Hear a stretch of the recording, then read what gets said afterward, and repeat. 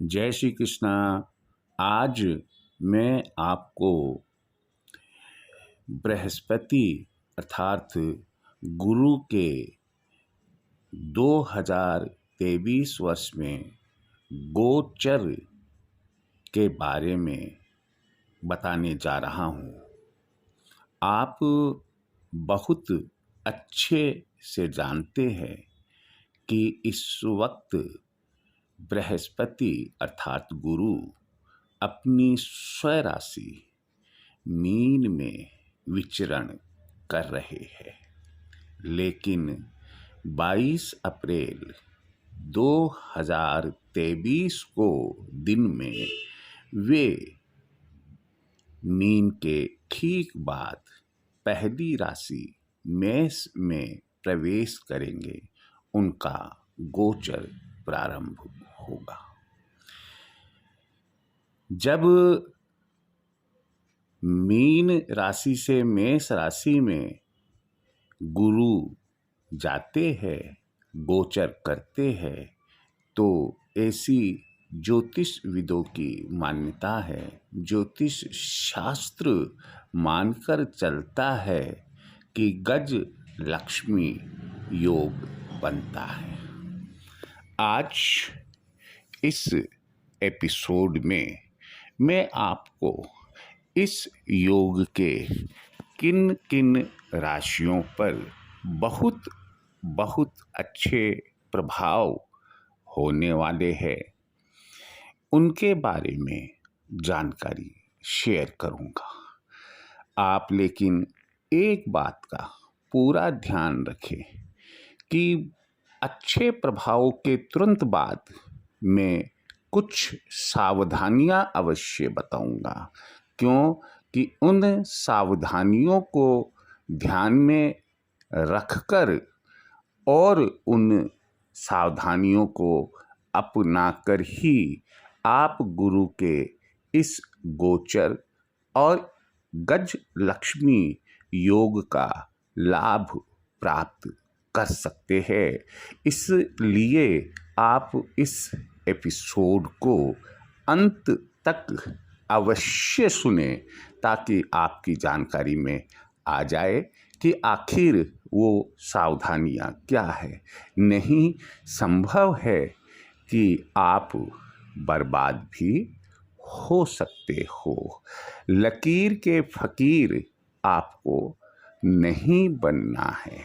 कहने का मतलब यह हुआ कि कोई संशय नहीं है कि गुरु के मेष राशि में गोचर करने से गज लक्ष्मी योग बनता है, लेकिन यह योग दूसरे जो ग्रह है जिनका स्थान आपकी कुंडली में जहाँ जहाँ बना हुआ है, वो भी तो मेष राशि को देख रहे हैं या मेष राशि में है, उनका भी तो कुछ अपना योगदान अच्छा या बुरा होगा।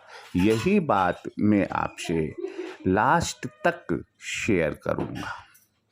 अब मैं आपको यह बताने जा रहा हूँ कि 1 मई 2024 तक गुरु ग्रह मेष राशि में गोचरण करेंगे, अर्थात गज लक्ष्मी योग रहेगा। इस योग का सबसे बड़ा जो लाभ मिलेगा वह मात्र 12 में से 3 राशियों को सर्वाधिक लाभ मिलेगा। पहली जो राशि है वह मेष राशि है। दूसरी राशि इसमें बनती है वह मिथुन राशि बनती है, और तीसरी जो राशि बनती है वह राशि बनती है धनु राशि। तो इन पर सम्मिलित रूप से क्या और कैसा प्रभाव रहेगा। अगर हम अलग अलग पर विचार करेंगे तो हमें यह देखना है कि मेष राशि में यदि गुरु गोचर कर रहे हैं तो मेष राशि के 5वें स्थान को अर्थात संतान और शिक्षा को भी गुरु पूर्ण दृष्टि से देख रहे हैं। दाम्पत्य भाव को भी पूर्ण दृष्टि से 7वीं दृष्टि से देख रहे हैं और भाग्य भाव जिसे धर्म भाव भी कहते हैं उसे अपनी पूर्ण दृष्टि से देख रहे हैं। स्वाभाविक है जहाँ गुरु अपनी पूर्ण दृष्टि से इन भावों को देख रहा है तो संतान शिक्षा से संबंधित जितने सुख मेष राशि वालों को मिलना चाहिए निश्चित रूप से उनकी प्राप्ति उन्हें होगी। दाम्पत्य जीवन में उन्हें सुख मिलेगा।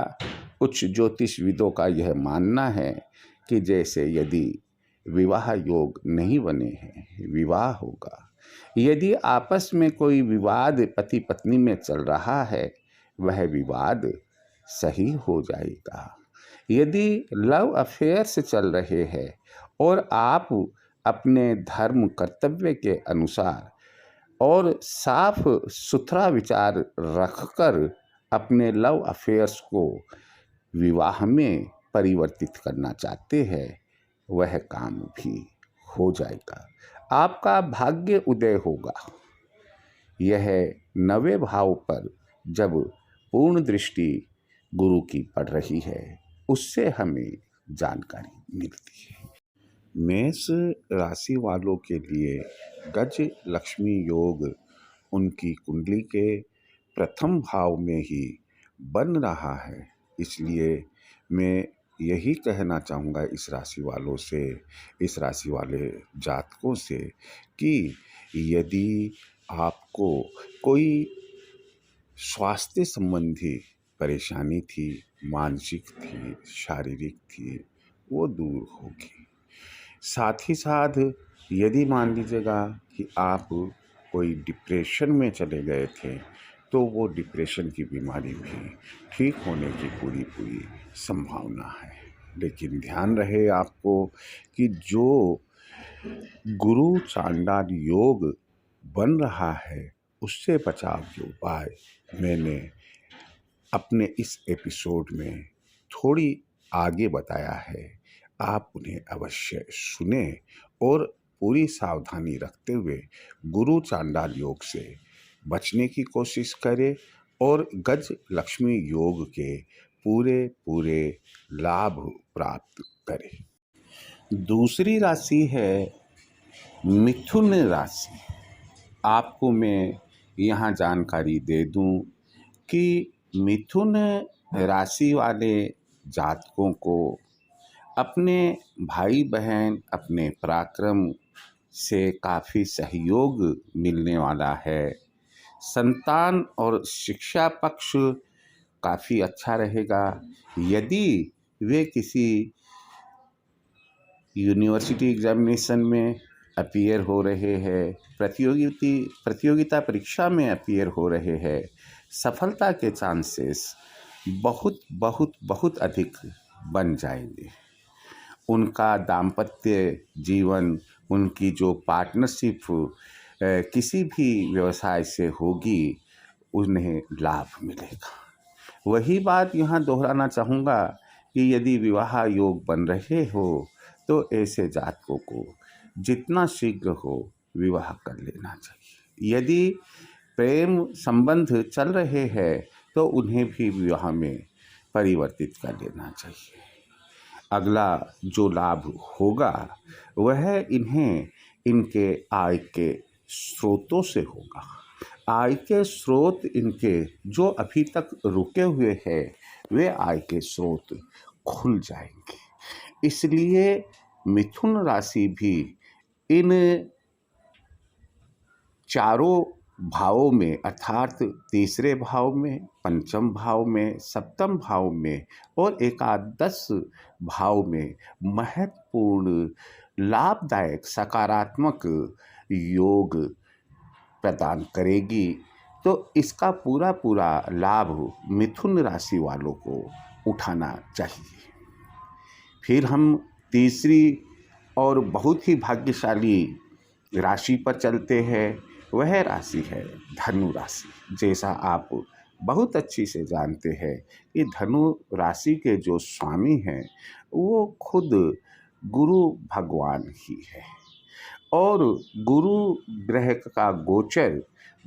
का गोचर मेष राशि में होने से इनको जो असाधारण लाभ मिलने हैं, सबसे पहला है स्वास्थ्य लाभ। यदि लंबे समय से बीमारी चल रही है तो उनकी बीमारी ठीक हो जाएगी। मानसिक रूप से किसी भी प्रकार की कोई परेशानी चल रही है तो वह मानसिक रूप से चिंता मुक्त हो जाएंगे। उनके ज्ञान, बुद्धि, विवेक में वृद्धि होगी। उसके बाद आगे हम जब चलते हैं तो हम ये देखते हैं कि पंचम भाव मेष राशि का यहाँ बन रहा है और यह संतान शिक्षा को प्रबल योग प्रदान कर रहा है।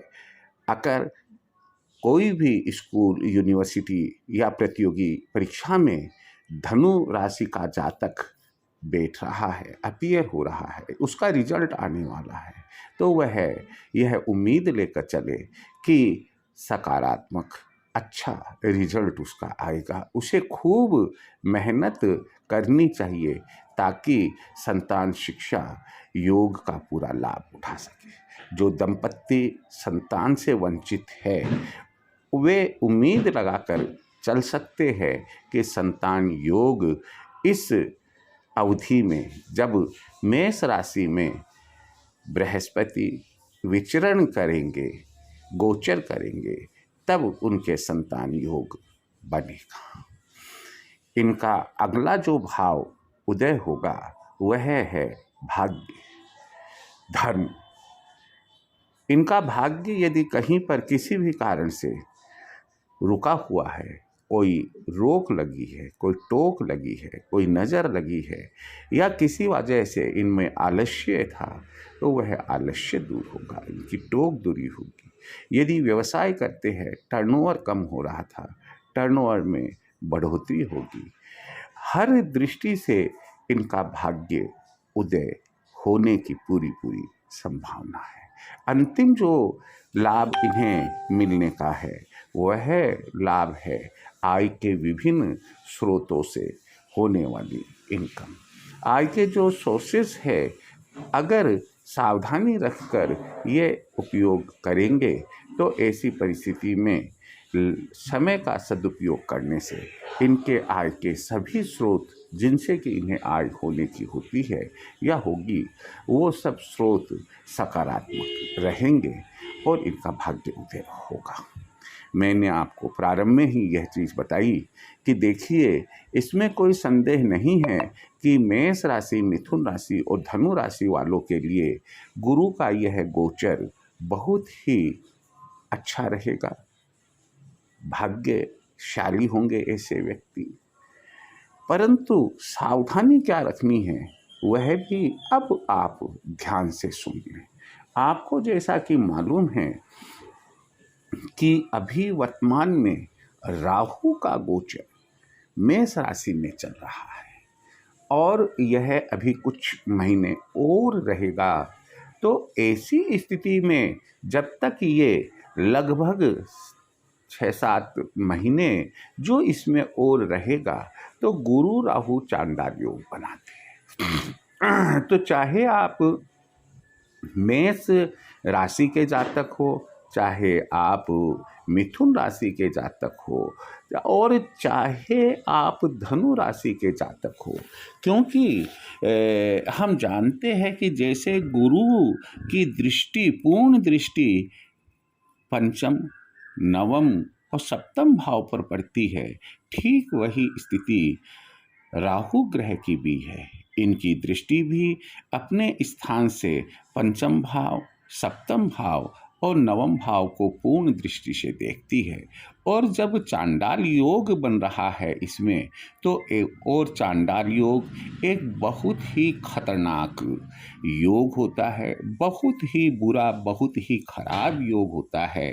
तो आप यदि गज लक्ष्मी योग का लाभ उठाना चाहते हैं, तो आपको ऐसी स्थिति में जो गुरु चांडाल योग बन रहा है उससे बचकर चलना पड़ेगा। पहली बात जो सावधानी रखनी है इन जातकों को, माँ सरस्वती की आराधना शुक्ल पक्ष के प्रथम गुरुवार से करते हैं। उत्तर की दीवार पर माँ सरस्वती की फोटो लगाए, ऐं एकाक्षर बीज मंत्र का जप करे, लोबान पानी में डालकर स्नान करे और गोमेद की अंगूठी अपने मध्यमा अंगुली में शनिवार की शाम को पश्चिम मुखी होकर धारण करें। माँ सरस्वती से आराधना करें कि राहु देवता की बुरी नज़रों से वे आपको बचाए। ठीक इसी प्रकार से गुरु का पूरा लाभ प्राप्त करने के लिए ऐसे जातकों को पूर्णिमा का या गुरुवार का सत्यनारायण भगवान का व्रत उपवास रखना चाहिए। हमेशा ध्यान रखिए कि कोई ग्रह बुरा नहीं होता है। चांडाल योग बनने से आप में कई बुराइयों का समावेश होने की भी संभावना है। आप अपने आप को जांचें, अपने आप का एनालिसिस कहीं करें कि कहीं मेरे से कोई अपशब्द किसी को बोलने में तो नहीं आ रहा, कहीं कोई बुराई स्मोकिंग की है, ड्रिंक की है, कोई बुराई तो मेरे अंदर पनप नहीं रही है। जुआ खेलना है, लॉटरी खेलना है, ऑनलाइन गेम खेलना है, ऐसी कोई बुराई तो नहीं पनप रही है। किसी बुरी औरत के संग यानी कि उसकी संगत तो मेरे साथ नहीं हो रही है। कोई बुरे मित्र आपको गलत राय तो नहीं दे रहे हैं। रिश्तेदार भी पीछे नहीं रहते हैं। कई रिश्तेदार भी बुरी राय देने के लिए अपने आप को सबसे आगे रखते हैं। यदि आपको ऐसा आभास हो जाए कि इनमें से कोई बुराई है और वो बुराई आपकी लाइफ स्टाइल का अंग बन जाएगी, आप अपने आप को कंट्रोल करें और आप याद करें कि मुझे गज लक्ष्मी योग का लाभ लेना है, ना कि चांडाल योग की बुराइयों में जाल में फंसना है। तो आप ये मान कर चलिए आपको चौतरफा लाभ होगा। एक बात और ध्यान रखिए, कभी झूठ ना बोले, कभी किसी को धोखा ना दे।